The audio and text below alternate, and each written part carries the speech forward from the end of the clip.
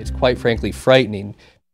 A Contact 5 investigation found local landlords taking your taxpayer dollars but not paying their own taxes. Investigator Sam Smink explains how it's happening and why they're not breaking the law.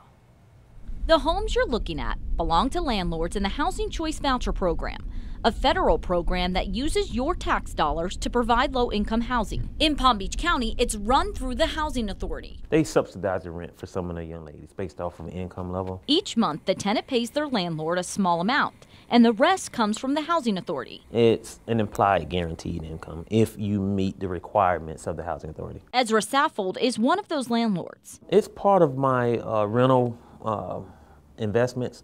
It's part of my business model. And I use it just to make sure the houses are in tip-top shape. Because of that model, Saffold is a month or two late paying his property taxes sometimes, but he always does. Contact 5 found that's not the same for every landlord in the program.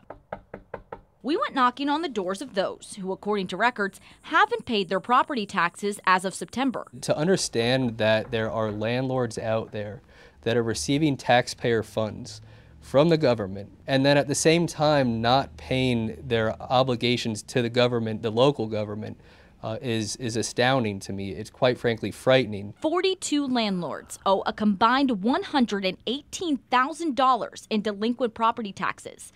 Many are repeat offenders year after year. One landlord alone owes more than $16,000. It's those tax dollars that they're not paying that we pay our firefighters with, our deputy sheriffs. We pave our roads with that money. The money trail isn't hard to follow. We asked the tax collector for a list of all delinquent property owners. We then asked the Housing Authority for a list of those in the Housing Voucher Program.